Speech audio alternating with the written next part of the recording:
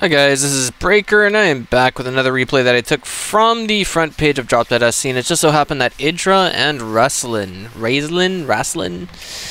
were both at the very top, and in the upper left-hand corner, spawning as my legitimate favorite American Zerg of all time. His name is IdrA. And I'll get back to that in just a minute. In the upper right-hand corner, spawning as our blue Protoss, Raistlin, who's also a GM player. But honestly, I mean, the whole reason why IdrA is my favorite Zerg is because back in the beginning, when I first started playing StarCraft 2, I remember there was an IPL tournament that IdrA went to, and I watched the VODs for the finals. It was him facing off against Kiwi Kaki. The score was 2-0. And it was a best-of-5 series, so what had happened was IdrA had initially gone from the 2 points that he was behind on, and he took the entire set at 2-3. So pretty strong American Zerg if you compare him to other American Zerg or American Protosses, American Terrans, whatever have you, things of that nature. But map that we're on for both players right now is Whirlwind LE. Nothing too terribly wrong about that. I mean, this is kind of a it's been in the map rotation for so long. Like, especially its history starts back to I think the GSL a year and a half ago when I was in Taiwan. Now, you will have to excuse me as I'm a little bit sick, just a little bit sick. As the cold and flu season has arrived in Korea. And it's just me, or is that built just a little bit far away from that mineral line? I think, nah, I wouldn't think that IdrA would make a mistake like that. I initially wouldn't think that anyway. I don't know, this patch over here, nah, I wouldn't think so. But anyway, IdrA's going with 15 hatch, 15 pool. Kind of a little bit risky to do versus some Protosses, but of course this is also the standard. But what we see Raistlin doing here is that he's going to go ahead and do a gateway opener, so he doesn't have to worry about being cannon rushed anytime soon. But IdrA does have one Overlord out here, and Raistlin's going to go ahead and put down a second gas. IdrA sending his Overlord out to the bottom left, sees that there's nothing there, and he's like, okay, send it to the bottom right. But he's not doing anything with this Overlord right here, which I feel is a little bit peculiar. I mean,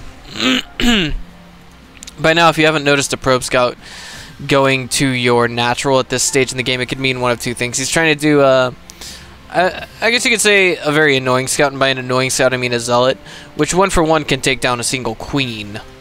And even, you know, get a couple drones off the line, things like that. But overall, that's just one reason why I think, you know, at this stage it's basically time to go ahead and move the Overlord, which he is doing. There's nothing wrong with that. Now, the question is, what kind of a follow-up will we be seeing from Raistlin? I'm sure that, you know, with the positioning of the pylon here, he's going to throw down 2, maybe 3 more gateways, and then try and get some forward pressure going. Could be dangerous. Could be. But I wouldn't put money on it, saying that he would do that, and it looks like IdrA's going to go ahead and take enough gas to get metabolic boost and go ahead and get started on his third. So he's got every intention of just controlling the map, if even just a teeny bit. A forge going down. Whoa, whoa, whoa. That's not something you see every day.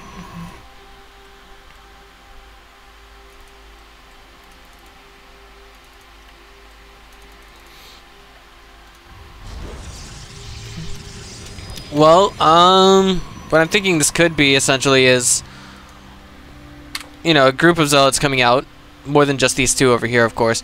But it could be some kind of a forward timing pressure attack, but I'm somewhat doubtful of that, considering you would have to have 2 Nexus with full-blown Chrono Boost available in order to really get that +1 out in time. But of course, the Mothership Core and the Zealots are going to come in here and start picking away at this third. And if IdrA's thinking correctly, he should be able to cancel it. If not, get enough units out to counter it, essentially. He's only got 3 queens, and, you know, this is just going to hurt him so much in the way of production if he can't get those queens out there in time to save his third. It really is. I can't say it enough. The queens themselves are supposed to be at home injecting, but he had to pull 2 of them. He's going to have one that's going to delay his production just a teeny bit more, but these zealots, it looks like, are going to... Yeah, I'm pretty... Yeah, it's going to fall. It's fallen. Unfortunately, IdrA does lose his 3rd.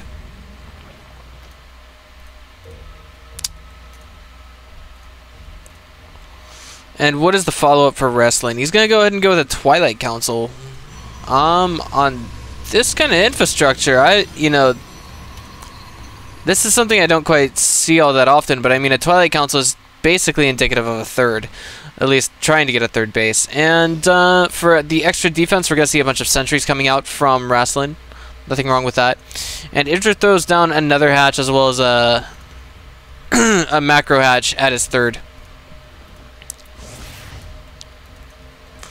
So he's just doing something, you know, he's playing this essentially the most standard way that he can, but it looks like we're going to have a probe moving out, checking on the status of that 3rd, then maybe coming back and, ooh, no, looks like going to go ahead and put a forward pylon down, but IdrA's got a roach warren up, so I mean, anything that comes just straight up out of that, any of these gateways, I think is not going to be enough, but the Dark Shrine, oh, that ought to be enough. And IdrA's slings do get us around on some of these sentries, do force out a few force fields, but not much more than that. And I'd just like to highlight that Raistlin is the only one who gave out a good luck, have fun so far.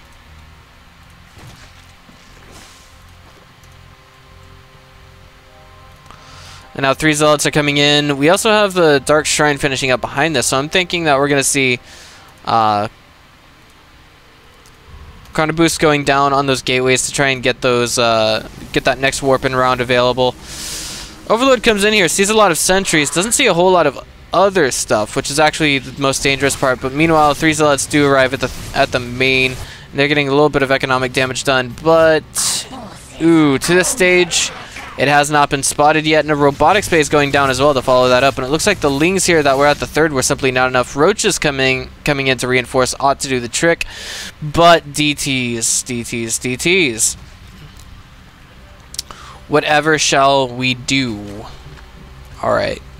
Well, an Overseer is going down, and Spore Crawler is also going down as well. This DT is going to get a few kills. That one at the natural is not targeting down the Spore Crawler, but could if it wanted to get some kills. And a big surround going down on the Spore Crawler here in the main. That DT at the 3rd got shut down. The DT at the natural gets shut down, and the one in the main looks like will thrive just a little bit longer.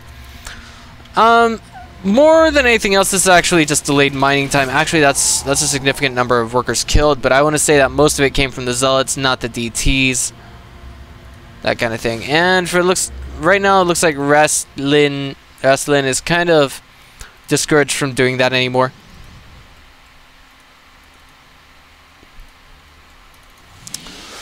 But we do have a huge gateway unit offensive coming out in the near future from Raistlin. By the way, I do have a huge announcement I'm going to make next week for those of you who are subscribed to my channel, and I haven't told already. But I have to keep it a secret for now. It's kind of hush-hush. But I'm in talks with an organization, and I may or may not be joining them. And it looks like Raistlin's going to go ahead and destroy a gateway to get his army out the front door when he could have just taken down this pylon, and that would have been enough. But here we go. Lots of force fields just absolutely tearing this army apart. But what IdrA can do here is he can just snake those roaches out via the southern route over here. But it looks like he's just now doing that. Okay. Doesn't have speed just yet, but it's finishing up. And IdrA says, "You're so skilled." I'm not sure what cued that. Like, what exactly cued that kind of response from him.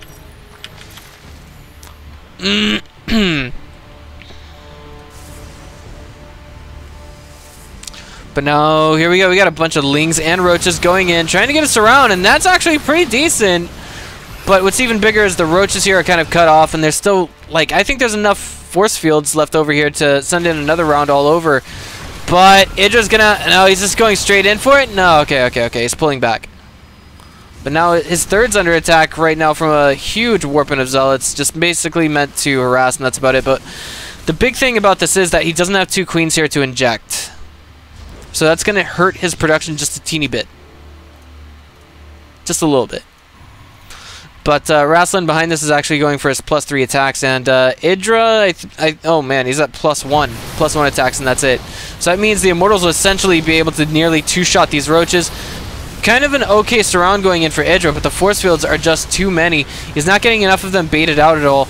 But it looks like he finally made every single last sentry fall, and it's looking really, really close. He just has to target down that last Immortal in the composition. Right now in production, we have 10 roaches and 10 lings. He says, well, F you, and he leaves the game. But honestly, I mean, okay. I mean, he had a valid excuse to leave, essentially. His opponent had, you know, a few more workers than he did. Even if it was just a few, that's an income lead. If that's an income lead, essentially it's a production lead.